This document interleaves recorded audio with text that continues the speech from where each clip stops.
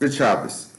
This week's portion is Parshas Bo, and this week we are told about the last remaining plagues, and afterwards we're told about the commandment to bring an offering on Passover, and finally in the last couple of paragraphs in the portion we're told about the commandment to sanctify our firstborn.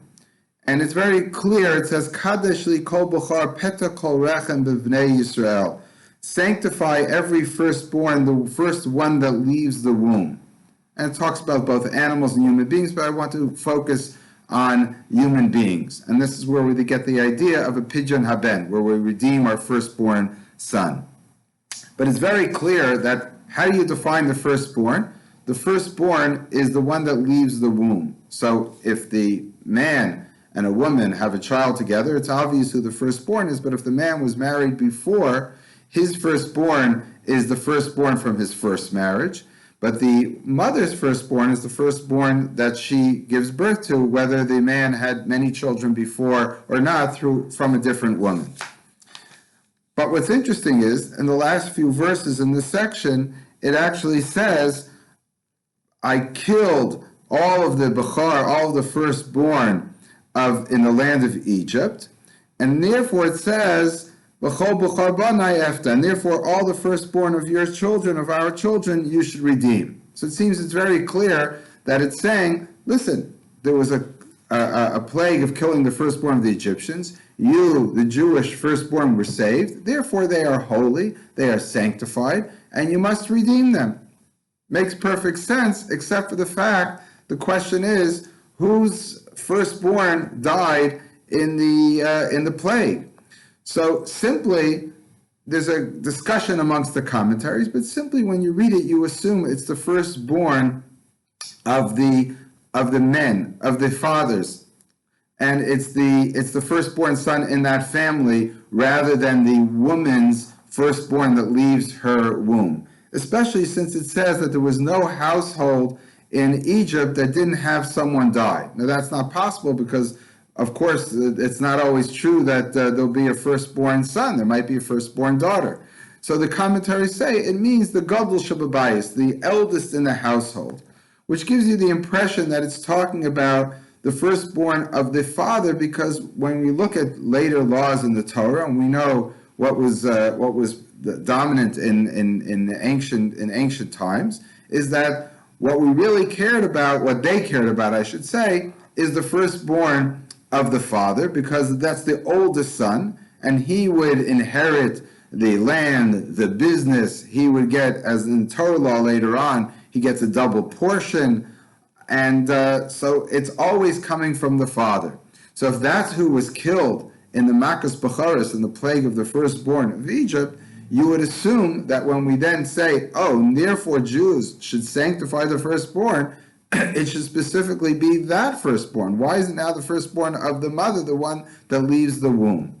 So it seems that what we have here is a difference between what you might say is a matriarchal system and a patriarchal system. The matriarchal system focuses on the woman in the family, the mother, and the relationships that you have with the mother. And a patriarchal system will focus on the relationships you have with the father, with the man in the family.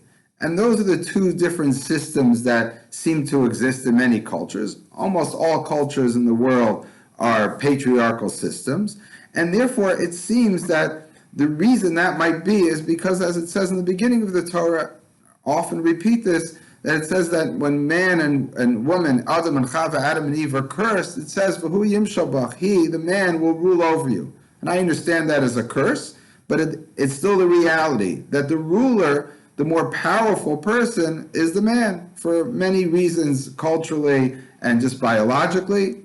But that's the way it was, and that's the way it seemed to be. And therefore, what it's really saying is, might makes right. Whoever is stronger rules. The patriarchal system simply is a result of the men were more powerful.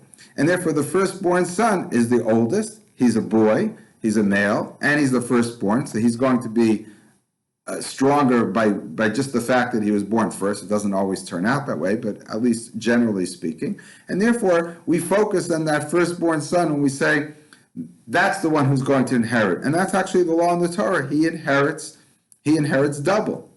But that's not what it says here. Here it talks about coming from the mother.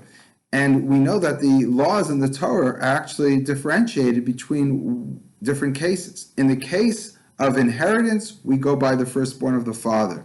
In the case of kedusha, of holiness, of what makes you holy and sanctified, that you're going to have a pidyon haben, and also later on in Jewish law, it's the relationship to the mother which decides whether you are Jewish or not. So in a sense, the holiness of coming of Jewish descent comes from the mother. We see that there's two different ideas in the Torah.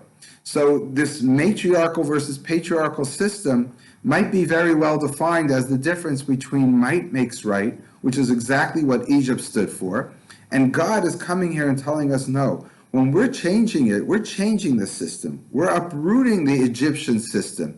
And we're saying that what's more important is not power, it's not control, it's not size, but rather it's holiness.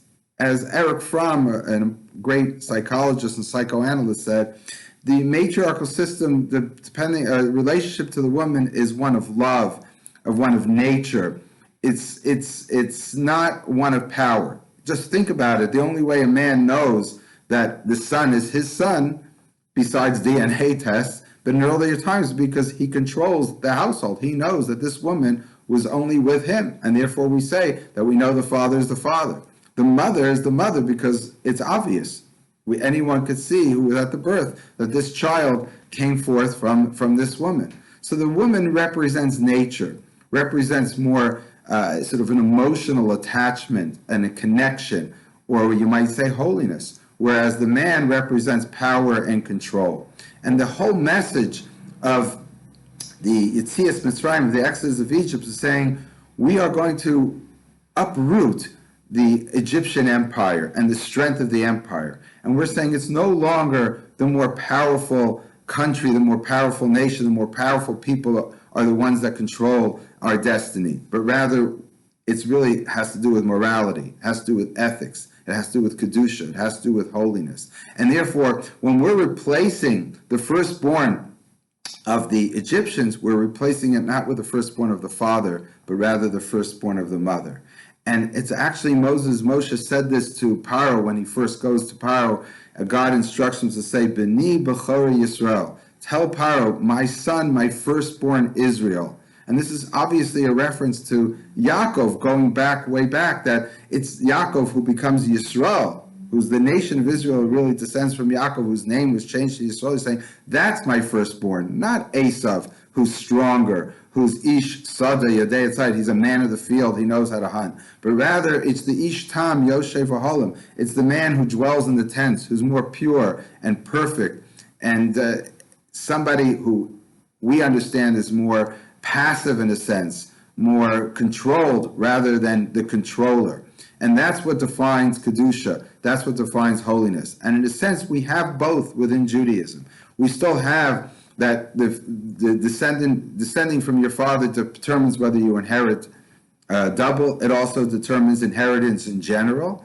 But the actual decision whether you're Jewish or not, the Kedusha, the holiness which is associated with that comes from the mother. And that's what a matriarchal system represents. So there's a dual system within Judaism, but at this point, we're showing the transition from a system of pure power to one which represents holiness. Good Shabbos.